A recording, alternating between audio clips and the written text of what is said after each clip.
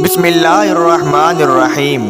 اس کائنات میں اللہ تبارک و تعالیٰ نے اپنے نیک فرما بردار اور عبادت گزار پیغمبروں کو بھیجا۔ انہوں نے اپنی اپنی قوموں کو تبلیغ کی اور کہا کہ اس کائنات کا خالق و مالک صرف اللہ تبارک و تعالیٰ کی ذات ہے۔ حضرت نوح علیہ السلام نے اپنی قوم کو دعوت و تبلیغ دی، لیکن انہوں نے اپنی نبی کا کہنا نہ مانا۔ حضرت عیسیٰ علیہ السلام نے اپنی قوم کو تبلیغ کی۔ اسی طرح بے شمار نبیوں نے اپنی اپنی قوم کو تبلیغ کی۔ جنہوں نے اپنے نبی کی بات نہیں مانی، اللہ پاک نے ان کو عبرت کا نشان بنا دیا۔ حضرت ہود علیہ السلام کی امت جو عاد کہلاتی تھی، وہ اللہ تبارک و تعالیٰ کے عذاب سے ہلاک ہو گئی، اور اس میں باقی بچے ہوئے لوگ پھر آباد ہوئے۔ ان کی اولاد بڑھتی گئی، انہوں نے اپنا نام سمود رکھا۔ یہ لوگ بھی دوسری قوم کی طرح آہستہ آہستہ بت پرستی کرنے لگے اور برے کاموں میں پڑ گئے۔ تو اللہ تبارک و تعالیٰ نے ان کے پاس حضرت صالح علیہ السلام کو نبی بنا کر بھیجا۔ انہوں نے اپنی قوم سے کہا کہ اللہ تبارک و تعالیٰ نے قوم ہود کے بعد تم کو سردار بنایا اور زمین پر آباد کیا۔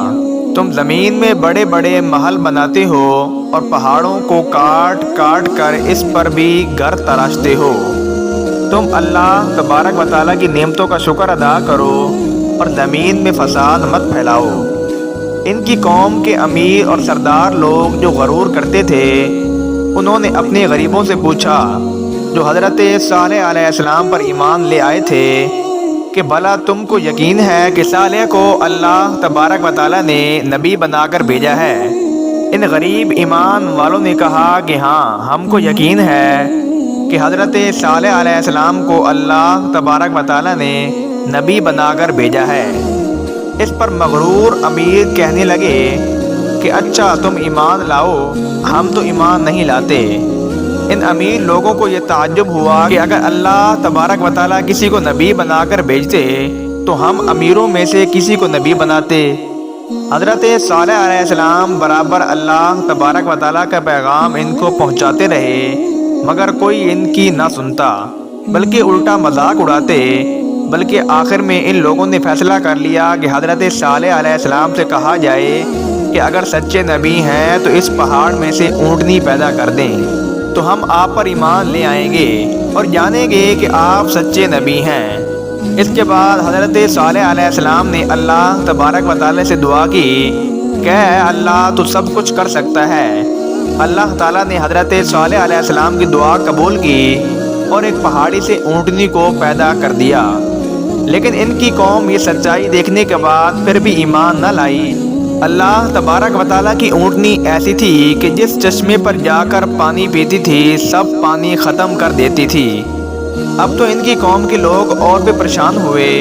حضرت صالح علیہ السلام نے اپنی قوم سے کہا کہ دیکھو، اس اونٹنی کے لیے باری مقرر کر لو۔ ایک روز تمہارے جانور چشمے سے پانی پئیں اور ایک روز یہ اونٹنی پیے، لیکن دیکھو، اس کو بری نیت سے ہاتھ نہ لگانا، یعنی اس کو تکلیف نہ پہنچانا، اور نہ تمہارے حق میں اچھا نہ ہوگا۔ کچھ روز تک تو وہ اونٹنی کو حیرت سے دیکھتے رہے۔ ان کی قوم کے چند لوگوں نے مشورہ کر کے اونٹنی کو مار ڈالا۔ حضرت صالح علیہ السلام کو اس کی خبر ہوئی تو آپ کو بہت رنج ہوا، اور انہوں نے اپنی قوم سے کہا کہ میں نے تم کو منع کیا تھا کہ اس اونٹنی کو تکلیف مت دینا، ورنہ تم پر جلد اللہ تبارک و تعالیٰ کا عذاب آئے گا، مگر تم نے میری بات کو نہ مانا۔ اب تم لوگ اپنے گھروں میں 3 روز اور مزے کر لو، اس کے بعد اللہ تبارک و تعالیٰ کا عذاب آئے گا جو تم سب کو ختم کر دے گا۔ چنانچہ ایسا ہی ہوا۔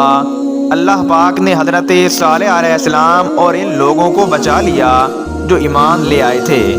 لیکن جو لوگ ایمان نہیں لائے تھے، ایک بڑی ہیبت ناک اور خوفناک آواز پیدا ہوئی، جس سے وہ اپنے گھروں میں اوندے پڑے رہ گئے اور مر گئے۔ ایسا معلوم ہوتا تھا کہ کبھی یہ یہاں رہتے ہی نہ تھے۔ جو لوگ خدا کے حکم پر نہیں چلتے اور پیغمبروں کا کہنا نہیں مانتے، ان کا یہی حال ہوتا ہے۔ اللہ پاک ہم سب کو اپنے عذاب سے بچائے اور اپنی اور اپنے رسول کی اطاعت نصیب کرے، آمین۔